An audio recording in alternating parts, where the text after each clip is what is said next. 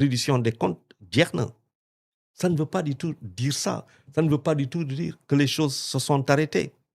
Moi je ne vois pas ça comme ça. Ça ne veut pas dire aussi qu'on va arrêter un process parce qu'on sait qu'on a emprunté de l'argent un peu plus. Il y a peut-être des responsables, il y a peut-être ça, il y a peut-être ça. Peut-être qu'il y a des choses à aller chercher de ce côté. Donc ça ne veut pas dire que ça s'est arrêté.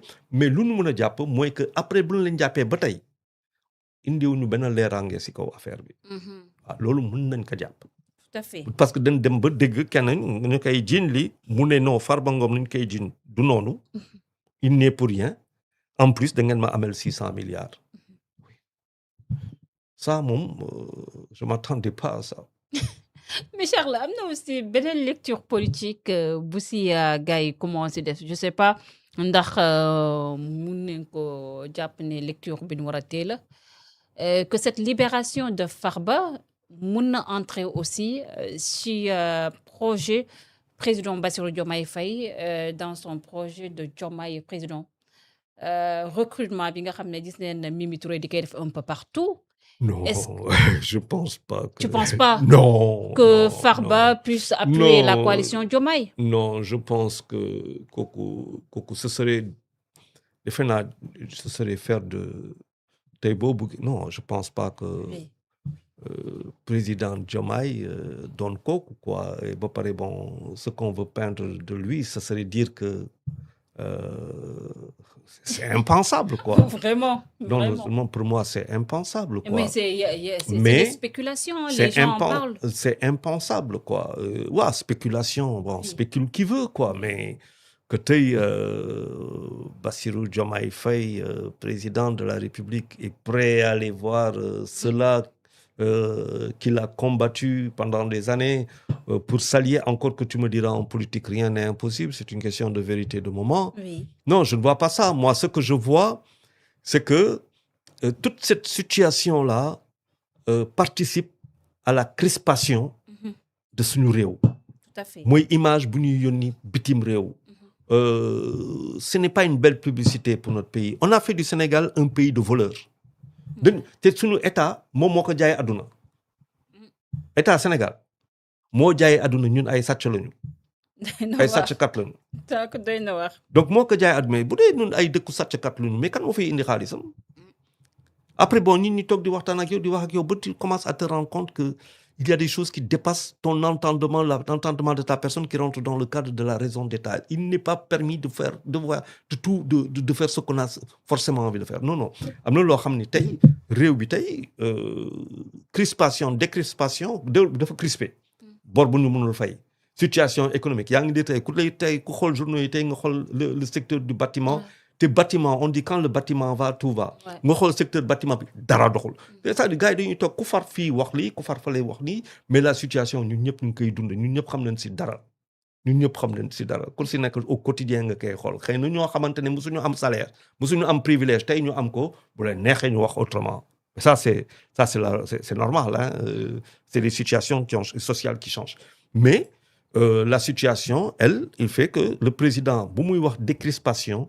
Man dama gis raison d'État moo indi décrispation ma gis beneen côté ñu ne non dañu war a dëgëral dañu war a gën a dëgëral mais sa gën a dëgëral boobu fan la lay yóbbu ci réew boo xamante ne kenn dootul waxati ak yow.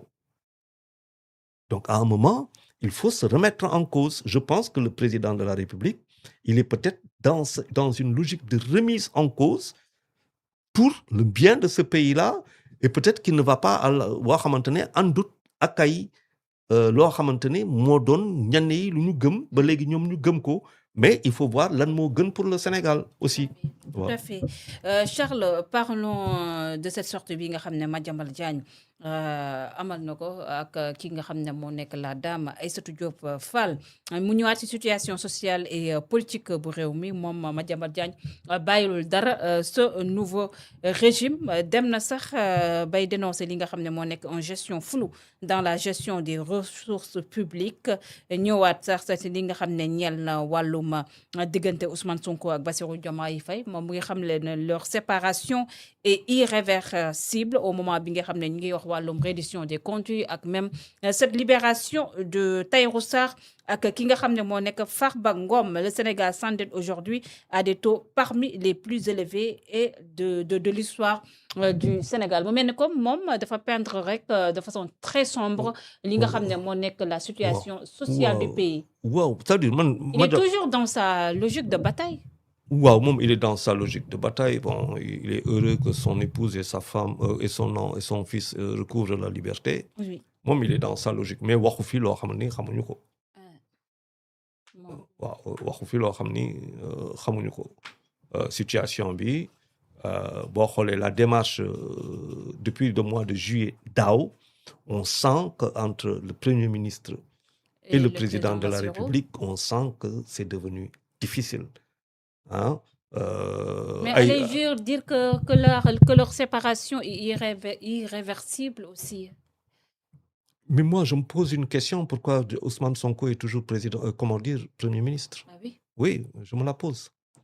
Parce que Pour amatu fi place, il doit partir. mais moi je serais parti. Toi. Oui, bien sûr. Parce que je ne peux pas dire une chose et faire son contraire. Munoo toog. Le Premier ministre Ousmane Sonko l'a Oui. dit clairement à l'Assemblée nationale. Il ne travaille pas pour le président Bassirou Diomaye Faye, mais pour le Sénégal. Le projet bi porter le président Bassirou Diomaye Faye au pouvoir, mu On est- mel ne Ah oui, voilà.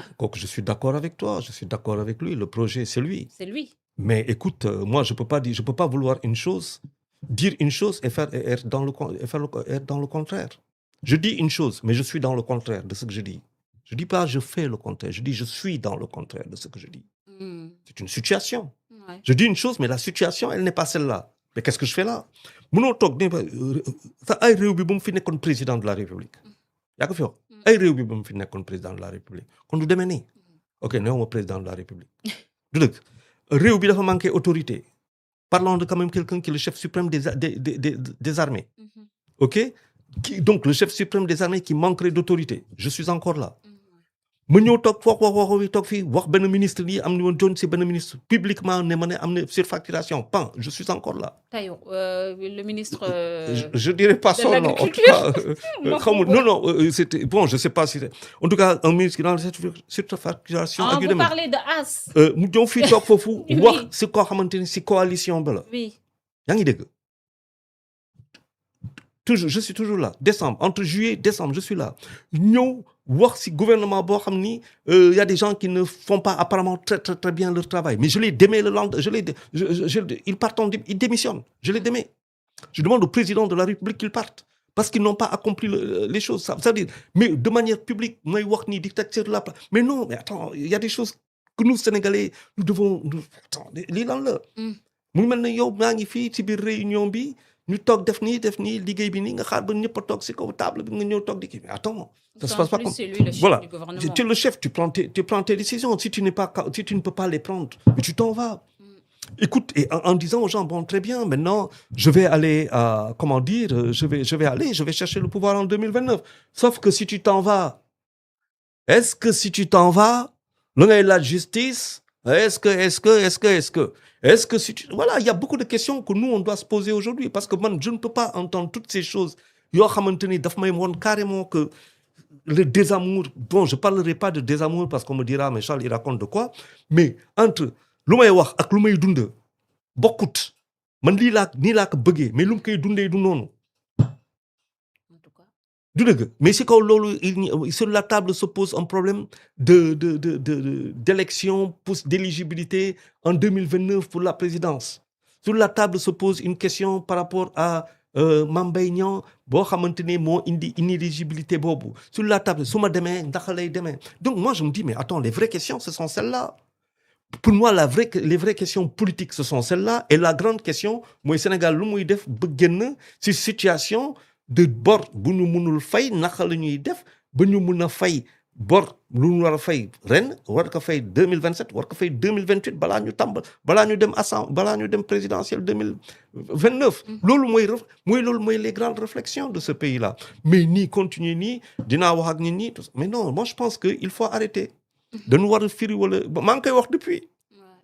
Parce que dañuy toog di différer Sénégal di muy gën a metti si moom président kii na ni tey quand j'entends le premier ministre dire le 1er janvier oui ñu gars yi ñu ngi lu ñu fi doon def ñu ngi koy jéem a def te bu ñu kiiwul dañ koy continuer di def et puis quelques jours après mooy toog mu ne mais bon attends maa ngi dund lu ma neexul mais damay dem mais bu ma demee tam je pose il y a des questions en suspension. Mais il y a aussi sa responsabilité aussi dans cette affaire. Non, dans cette affaire il a montré qu'il n'est pas responsable il dit qu'il n'est pas responsable. Mais moom moo ne Sonko mooy Diomaye Diomaye mooy Sonko. Non ça c'était ba 54% des Sénégalais. waaw porter loolu leur ñu voix ko bëggoon sur waaw ñu ko le bëggoon président gëm ñoo ko Bassirou gëm Diomaye. ñu ko bëggoon gëm ñoo ko gëm man dinaa la gis ne la njàpp c'est Charles c'est njàpp attends wala suma frère ba bokkal ndey ak baay ma ne ko moom mooy man maay moom même les jumeaux doo moom waaw ça veut dire après nag nit ñi buñ bëggee gëm nañ gëm xam nga kooku c'était un bon slogan kooku c'est pas la peine de revenir c'était à droit les gens ont truqué mais si biir et puis sans compter qu'on est en politique néewuñu feneen le président de la République très rapidement il a ses réalités présidentielles yoo xamante ne day dépasser le cadre du Sénégal au Sénégal il a son conseil de sécurité il rencontre les plus grands de ce pays-là quand il veut comme il veut où il veut n'est-ce pas sans compter le reste le monde il a des informations d'ici et d'ailleurs et tout ce qu'on n'a pas un premier ministre maintenant après bon lu mu lay xoolee loo may xoolee et tout n'est pas dit.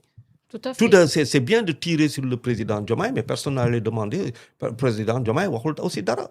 Donc ce qu'on entend c'est sur des principes et sur les principes on n'est pas d'accord. Mais ça ne peut plus continuer. Tout à fait. Donc loolu tax ma ne là je ne comprends pas. ñu wax si révision procès Ousmane Sonko Mame Mbaye Niang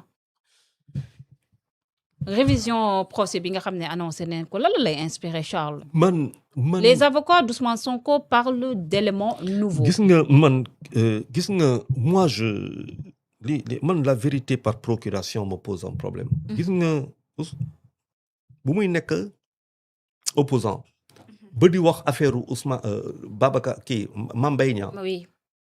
dama ne penalty la jox gars yi. kii jox na leen penalty. il a créé de quoi ne pas c'est-à-dire wax bi penalty bu rëy la jox gars yi. ñu jox penalty gars yi dugal penalty bi. léegi yow comme ñu bëri wax nañ ko muy Daouda Mine muy ñu bëri wax nañ ko comme yow si wàllu diffamation lañ wax. ñu ne la am na loo xamante ne code de procédure pénale lii la si wax. Oui. pour contester ne amul diffamation am nga si fukki fan. si biir fukki fan yi nga war a dawal looy dawal. du dëgg si biir loolu amul nga ñëw procès indiwuloo loo xamante ne si kaw table bi moom nga waxoon nga yor nga ko. si diggante bi entre IGE ça devient IGF. du dëgg mais ba léegi peu importe le document n'est pas là. ñu bëgg a xaar 2026. ñu ne am nañ benn document mais document boobu gis nañ ko dafa réer doon wóor nañ ko ba gis ko ma ne très bien. ñu ne ministre bu budget bi. moo ko approuvé. waaw léegi document boobu. oui. 2000. L'État c'est une continuité aussi hein. déedéet waxuma loolu. oui. document boobu pour qu'il ait une vérité. Oui. Une légalité. c'est-à-dire si moment buñ ko doon wax. waroon nañ ko approuvé. yaa ngi dégg. mais peut-être aussi dafa bokkoon ci document une texte tontu. non je dis encore une fois. Encore une fois je parle de cadre légal. moment document bu may wax moment ba ma siy wax est-ce que document boobu approuvé nañ ko ba mu taxaw physiquement ak am existence légale est-ce que am na ko. jamono jooju wanewuñ ko woon de dañ ko nëbboon. non man de waxuma loolu de lu may wax ni ça veut dire bu ñuy wax nañuy wax pour que xelu nit ñi ñu leen di soumettre ñu leen ñuy réfléchir document bu ñuy wax. bu lay dugal yow maa ngi